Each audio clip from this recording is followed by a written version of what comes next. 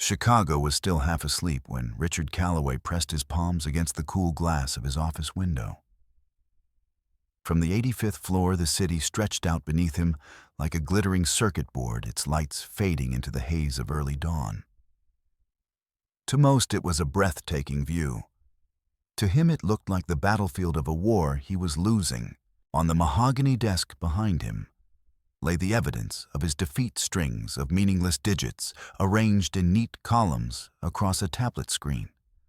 Numbers that should have been gibberish, but instead cut through his empire like a surgeon's scalpel. For 6 months, every breakthrough at Calloway Innovations, the company his grandfather built with sweat and prescription bottles from a tiny Chicago pharmacy, had been shadowed by an identical countermove from Vidian Dynamics, a rival as ruthless as the man who led it. Victor Harrington. That name carried weight in every boardroom from Wall Street to Silicon Valley. Harrington was a predator with a shark's grin and the patience of a vulture circling over the dying. He knew Richard's company inside and out. He countered Calloway's Alzheimer's drug trials before they even went public. He filed patents hours after Richard's scientists completed years of work. And he gloated with press releases timed to humiliate each one, a bullet fired into Richard's already bleeding reputation. The betrayal wasn't just professional. It was surgical, precise, unrelenting. Someone inside Calloway Innovations was feeding Harrington the crown jewels of the company, one encrypted drop at a time. Richard had thrown millions at the problem. Former intelligence officers combed the networks. Cybersecurity wizards dissected every byte of data traffic. Private investigators shadowed his executives day and night. Nothing. The leak was ghostly silent, without trail or transaction. Whoever this traitor was, they weren't just clever, they were family. His COO, his head of R&D, his CFO, Harold Jennings, a man who had been his father's friend. Faces Richard had known for decades now looked like masks, each smile concealing a dagger. He pinched the bridge of his nose, exhaustion biting into his temples. His reflection in the glass looked older than his 53 years, hair paled by stress, eyes lined by sleepless nights. His doctor had warned him about his blood pressure. His ex-wife had called to say he sounded brittle on the phone, and his daughter overseas rarely received more than a one-line text. He had become king of a crumbling castle, surrounded by walls that bent inward with every passing day. Behind him, Bennett, the former MI6 agent who headed his security, shifted uncomfortably. "Another intercept, sir," he said, voice low. Same as before. Burst transmission to a dead drop server in Estonia. Just numbers. Our team calls it the Rosetta Stone. Unbreakable without a key. Richard turned back to the tablet. The numbers pulsed on the screen: 95.4.12. 95.7.2, 95.10.3. Random, harmless, meaningless. And yet, they had stripped billions in value from his company. Coordinates, financial codes, biblical ciphers. Nothing fit. Bennett's cryptographers had tried Shakespeare, the Bible, obscure military codes, even steganography buried in classical poetry. Dead end after dead end. Richard's throat tightened. Somewhere, he rasped, there's logic. There has to be. Every code has a key. But the key eluded him, mocking him with every new sequence. He felt the suffocating pull of the room, the sterile chrome, the glass walls that reflected his own despair back at him. A general with no strategy. A man with every resource at his command, yet powerless against an enemy who hid in plain sight. The first rays of dawn struck the skyline, and Chicago blinked awake. Richard Calloway, billionaire titan, felt a strange, gnawing emptiness, the loneliness of a man who commanded thousands, yet trusted no one. He needed air. Not the rarefied air of an executive penthouse, but the greasy, crowded breath of anonymity. There was one place left in the city where he could vanish. No chauffeurs, no security detail, no polished marble. Just cracked red booths, chipped mugs and coffee strong enough to scrape rust. The corner spoon diner, it was his ritual on mornings like this. To slip out of his tower, leave behind the suits and the titles, and become invisible among people who didn't care who he was. A man with tired eyes and a simple cup of coffee. And it was there, unknown to him, that fate would finally stop dragging him into the abyss and begin to lead him toward salvation. The corner spoon diner had survived long past its prime. Its cracked red vinyl booths sagged with the weight of decades, its countertop worn smooth by elbows that had leaned there since Eisenhower was in the White House. Grease hung in the air like an invisible curtain, and the hiss of bacon on the griddle blended with a low murmur of truckers, night shift nurses, and construction crews starting their day. Among the chaos moved Emma Vance. She wore the same uniform she had for 3 years, faded blue apron, white shirt, gone soft, with too many washes, hair pulled tight in a severe ponytail. Every step was measured, efficient, stripped of energy she no longer had. She slid coffee mugs onto counters without looking, scribbled down orders with a pencil stub, and never let her face betray how heavy her world had become. To the casual eye, she was just another waitress trying to make rent in the middle of the city's grinding machinery. But Emma hadn't been born for this. Once she lived in the hushed glow of library lamps and the dust-scented air of archives. She had been a doctoral candidate in classics at the University of Chicago, a prodigy guided by her father, Professor Pavel Vance, a man whose life had been steeped in the wisdom of ancient Rome and Greece. Together, they spent long nights poring over Latin texts, voices echoing across their small apartment, as if Marcus Aurelius himself were part of their household. Emma was supposed to defend her thesis on Seneca the Younger, a paper her professors whispered could change the field. But fate is merciless. Her father fell ill, pancreatic cancer advancing like wildfire. Savings evaporated under the weight of medical bills, then her own funds vanished. Emma left the university not by choice, but by necessity, working double shifts to cover chemotherapy and pain medication.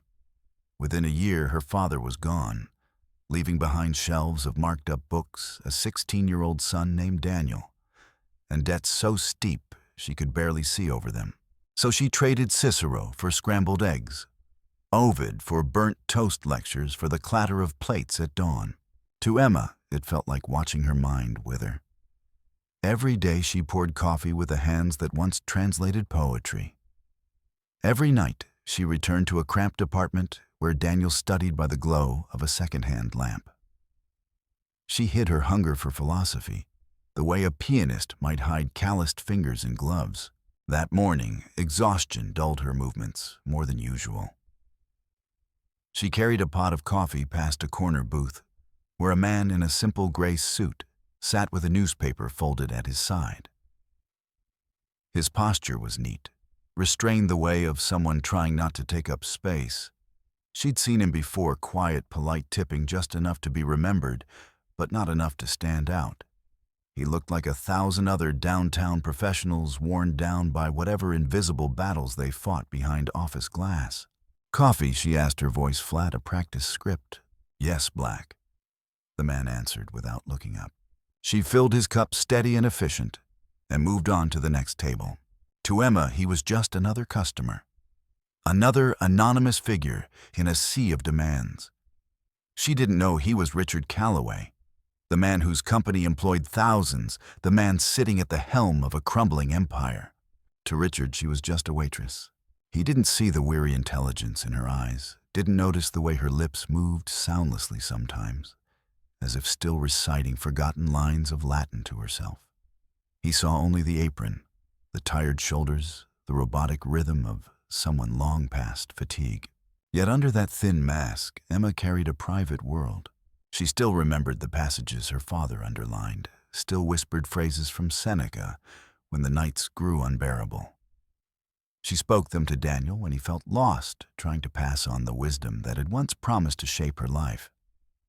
Though she served hash browns and coffee, now the language of Cicero and Seneca still lived in her, like an ember under ash.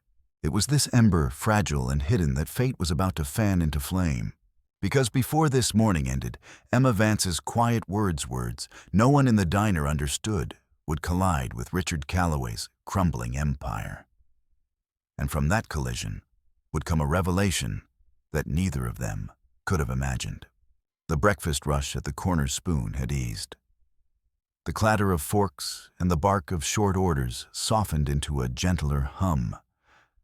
Sunlight leaked through the greasy front windows, catching the rising steam off plates and turning it into drifting golden smoke. For most of the staff, it was the only breath of calm before the lunch crowd. Emma Vance leaned against the industrial coffee machine, her back turned to the room. She held her phone close, her voice low.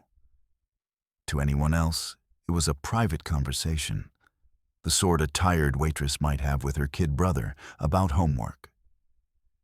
But her words did not belong to the ordinary world of Chicago diners. Daniel. She whispered, her tone, half frustration, half affection. You can't rely on the modern translation. The nuance gets lost.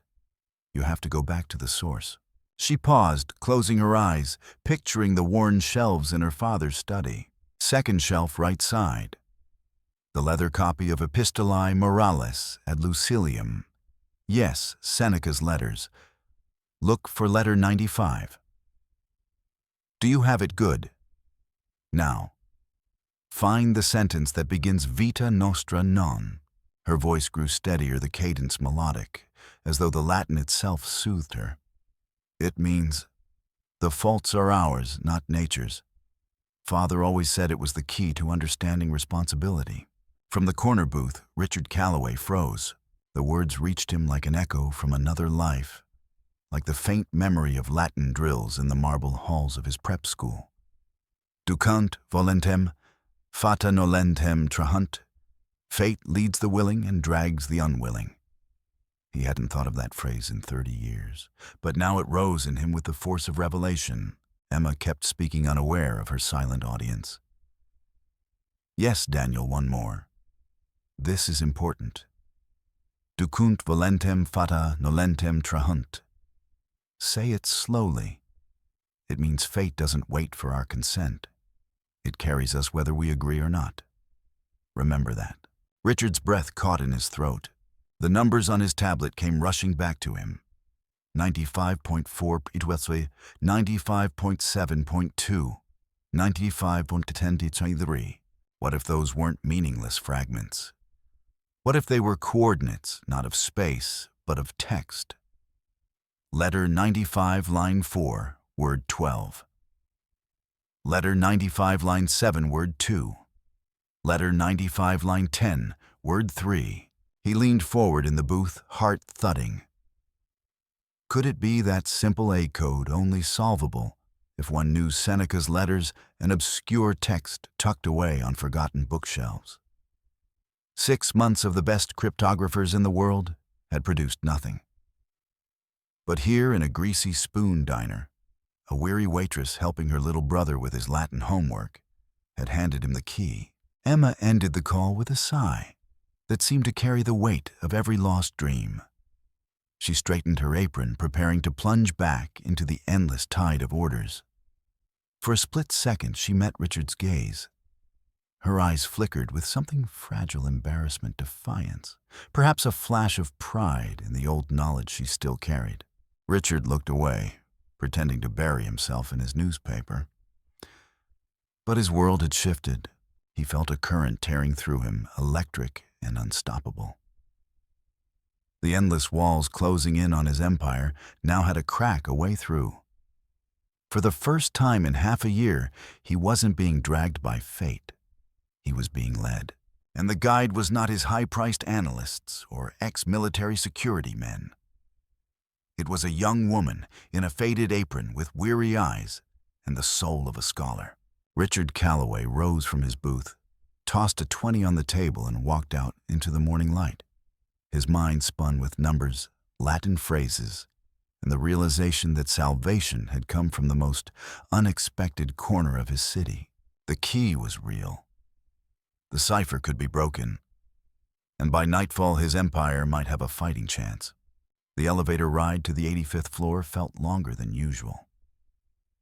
Richard Calloway stood with his jaw clenched, the $20 bill still crumpled in his pocket from the diner. His pulse hadn't slowed since he left Emma Vance's world of frying pans and chipped mugs. He carried with him a phrase from 2,000 years ago, a line of Latin that had turned a dead end into a doorway. When he stepped into his office, Bennett and a young analyst named Peterson were already waiting.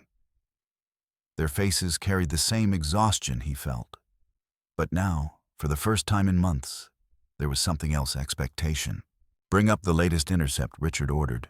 On the massive wall screen, the familiar sequence of numbers appeared stark and mocking: 107.11.5, 107.11.8, 23.4.1, 23.4.4. Seneca's letters to Lucilius. Richard set his voice tight. Loeb edition.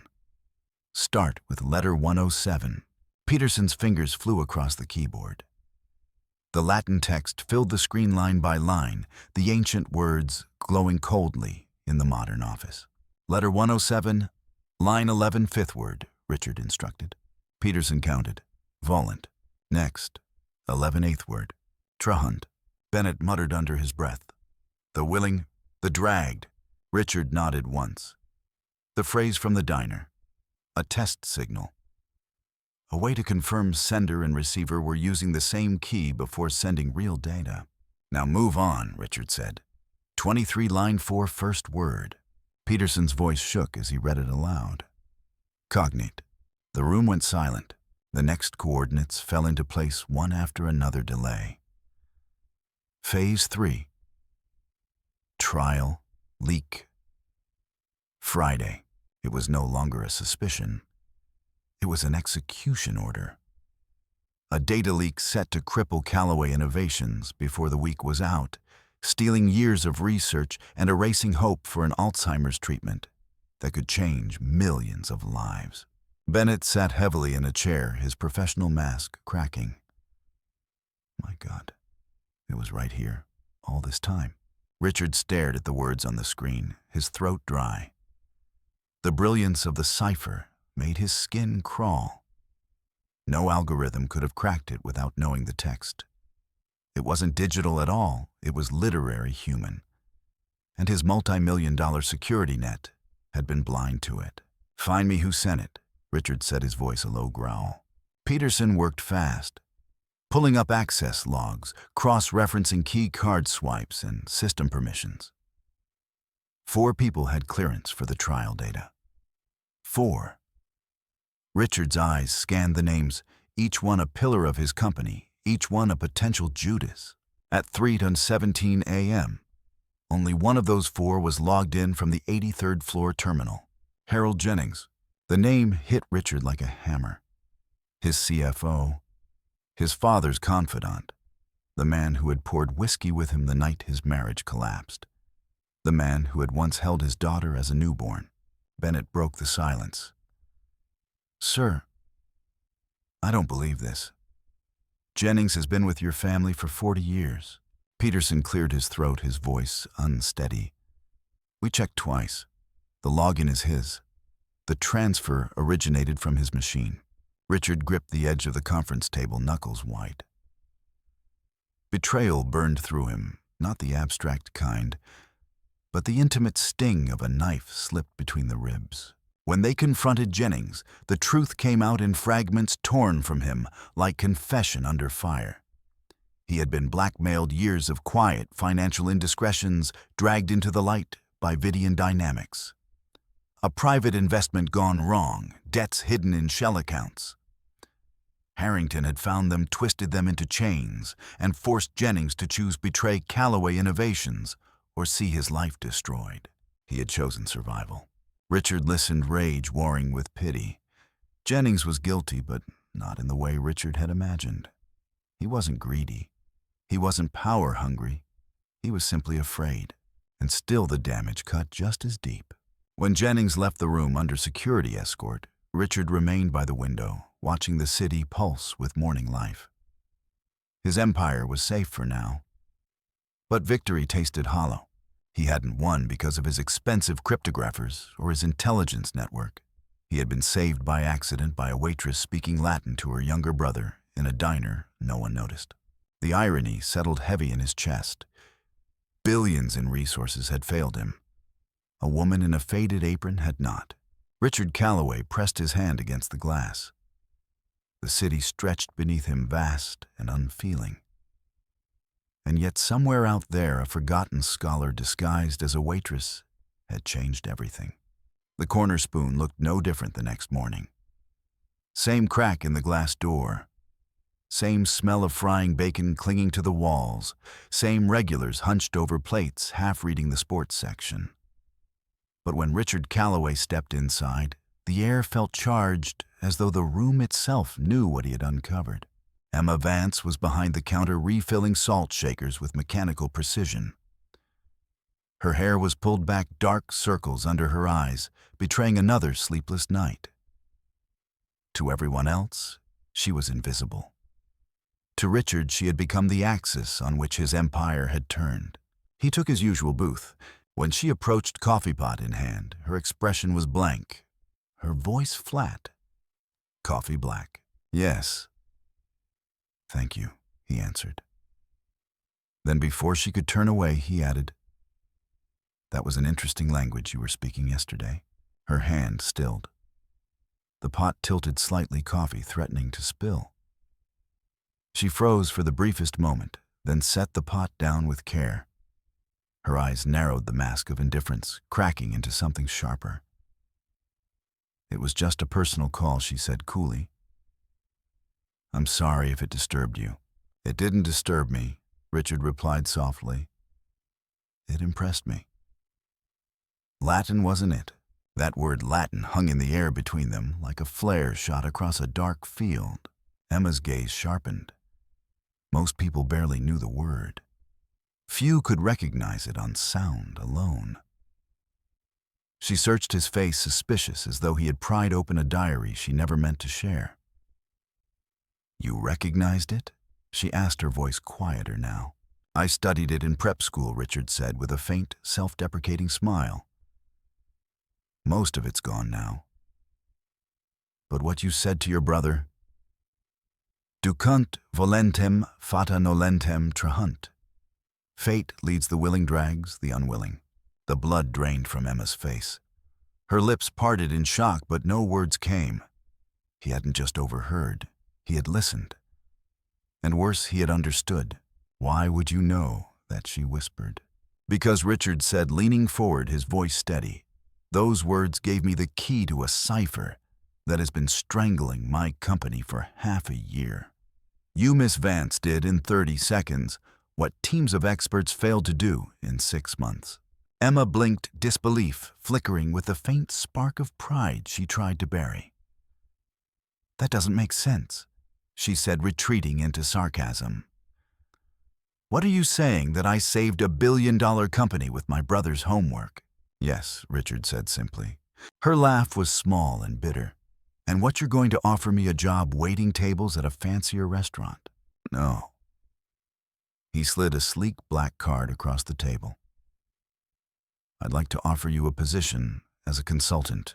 She stared at the card and the embossed letters of his name, Richard Calloway, CEO, Calloway Innovations, catching the light.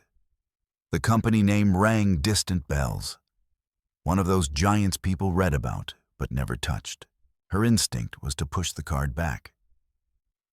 She had no time for games, no room in her life for false promises. She turned to leave. It was Seneca, Richard said quickly. Letter 107. Volentem trahunt. Emma stopped. Slowly, she turned back to him. Her eyes were wide now, the walls around her cracking.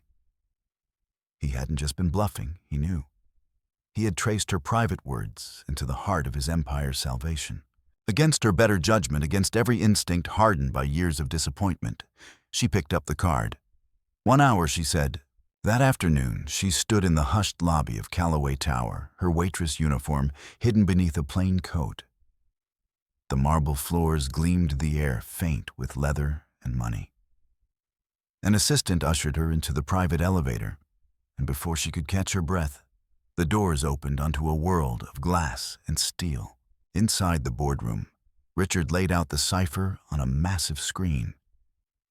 He replayed her phone call to Daniel in detail, the Latin words, the references to Seneca, and showed how they fit the puzzle.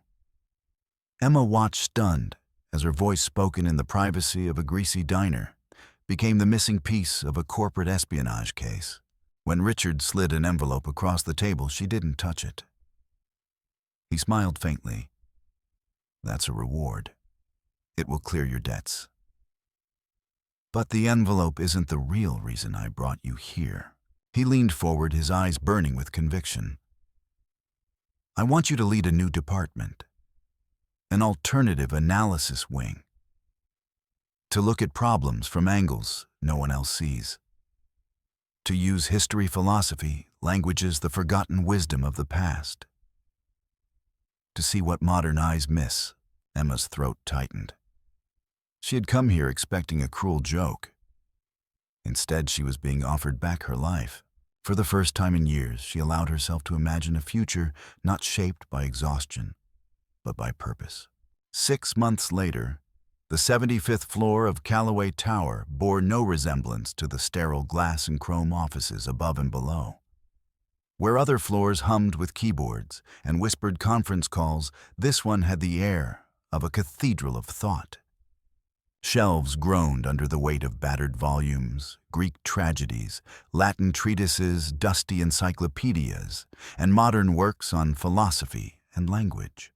Whiteboards stretched from floor to ceiling, scrawled with looping Greek letters, Latin phrases, and cryptic diagrams that looked less like corporate strategy and more like the margins of some lost manuscript. The harsh, fluorescent lighting of the building had been softened here. Lamps cast warm circles on scattered work tables, and the air carried the faint, comforting smell of old paper. At the heart of it all stood Emma Vance, no longer the waitress in a faded apron. She now wore a blazer with the ease of someone who had grown into her own authority. Her hair, cut to frame her face, carried none of the weary shadows she once hid behind. Her voice, once hushed with fatigue, now carried confidence as she led her small team, an eccentric band of misfits, the company affectionately called the Library. There was Dr. Clara Alcroft, a former museum curator, dismissed for unorthodox methods, who could spot hidden symbols in logos and trademarks. Beside her, Professor Malcolm Price, a disgraced historian once written off by academia, now invaluable for his mastery of medieval ciphers. And then there was Julian Cruz, a young linguistics prodigy who switched between 5 languages without pause, as though the boundaries of human speech were no barrier to him. Emma orchestrated them like a conductor. They tackled corporate riddles not with spreadsheets, but with stories, finding meaning in myths, patterns in history, and truths hidden in the forgotten corners of human thought. Daniel, her younger brother, thrived in this new life as well. Free from the weight of looming debt, he excelled at his private school, his curiosity rekindled. At night, he and Emma still read Seneca together, but now, in the safety of an apartment that overlooked the lake, their father's books spread proudly across the shelves instead of boxed away in shame. For Richard Callaway, the 75th floor became a refuge. He often slipped away from the sterile boardroom battles to stand quietly at the edge of Emma's domain. Here he found calm, where logic and imagination danced together, where intellect wasn't chained to profit margins, but set free to see the world as it really was. In Emma, he saw something rare, the spark of integrity and vision his empire had almost forgotten. It was that spark that saved them again. A new name had begun to ripple across the industry: Chiron Therapeutics. Within months, the Delaware-based company had acquired 3 small labs, each one considered a failure. an oncology firm with abandoned cancer drugs, a neurology outfit that had collapsed after clinical setbacks, a biotech startup obsessed with protein folding simulations. To Richard's M&A team, it made no sense. They're buying ashes, one strategist complained. Burned out companies with nothing left to give. But Emma saw something different. She stood before her team and pointed to Chiron's logo, a stylized C with a serpent coiled around it. To most, it looked like a medical cliché. To Dr. Alcroft, it was an echo of the Ouroboros, the ancient serpent devouring its own tail, a symbol of cycles and rebirth. Chiron isn't inventing. Emma said, her voice sharp with certainty. They're resurrecting. They're grave robbers of science. They believe with modern AI-driven simulations they can sift through the ashes of failed drugs and breathe them back to life. Her words hit Richard like a revelation. The strategy was dangerous and brilliant. If Chiron succeeded, they could steal the ghosts of past failures and claim them as breakthroughs. But Emma had already spotted their next target, Cygnus Labs, whose Parkinson's drug NX7 had collapsed 3 years earlier. It fit the pattern perfectly, a miracle drug that failed at the final hurdle, leaving behind a dormant patent, a treasure in ashes. That night, Richard's team moved with speed rarely seen in the corporate world. By morning, Callaway Innovations owned the rights to NX7. Chiron's hand had been forced, their alchemy thwarted. When the deal closed, Richard found Emma at the tall windows of her floor, watching the city lights shimmer. He joined her quietly, the hum of her department behind them. "You did it again," he said softly. Emma shook her head. "We did. I just knew which book to open." He smiled, the kind of smile that came not from victory, but from admiration. The empire he had nearly lost was now stronger, not because of tighter locks or bigger budgets, but because a forgotten scholar had taught him to see the world differently. The chandeliers of the Chicago Symphony Hall burned like constellations above a sea of tuxedos and evening gowns. The annual gala was the kind of place where fortunes mingled, where reputations were cemented with a handshake and an elegant toast. It was a far cry from the cracked booths and steaming griddles of the Corner Spoon Diner. Yet this was where Emma Vance now stood at Richard Callaway's side. She moved with quiet poise, her simple black dress understated among the glittering gowns. But there was no mistaking the transformation. She was no longer the waitress who once clutched a chipped coffee pot with weary hands. Tonight, she belonged not because of wealth or status, but because she had earned her place with intellect, courage, and integrity. Richard watched her from the corner of his eye as they crossed the marble foyer. He had seen titans of industry crumble under pressure, had seen fortunes vanish in a single board vote. But Emma's presence carried a strength no market shift could touch. Emma, a voice called warm and familiar. Daniel Vance wove through the crowd, awkward but determined in a rented tuxedo. He had grown taller, the angles of youth giving way to the sharp promise of a man. His eyes, so much like his sister's, shone with pride. "I got it," he said, barely containing his excitement. "University of Chicago, the Classics program. I start in the fall." Emma's hands flew to her mouth. Her eyes filled with tears. For years she had feared that their family's legacy, her father's scholarship, her own abandoned dreams, had been lost in the tide of survival. Now Daniel would carry it forward. Richard extended his hand. "Congratulations, Daniel. Your grandfather would be proud." Daniel shook it firmly, looking Richard straight in the eye. "Mr. Callaway, what you did for my sister. You gave us back our future. I'll never forget that." For a man used to measuring worth in billions of dollars and stock valuations, the words struck deeper than any quarterly report ever had. Richard felt something in his chest shift, not pride, not power, but gratitude. The kind that humbles. As the orchestra tuned and the murmur of the crowd hushed, Richard led Emma and Daniel to the balcony overlooking the grand hall. The first swell of violins rose, filling the space with music that seemed to wash the years of struggle clean. Emma leaned closer, her voice soft. "Richard, thank you. Not for the money, not even for the job. Thank you for giving me back my vocabulary." He turned to her, puzzled. "My father always said life was a dialogue," she continued. "For years, mine became a monologue of survival. I forgot how to ask questions. I forgot how to think like myself. You reminded me that I'm not just here to endure, but to speak, to create, to live as a scholar again." Her words lingered as the music swelled. Richard looked down at the shimmering audience, then back at Emma and her brother. He realized the greatest investment of his life had not been in laboratories or patents, not in boardrooms or markets.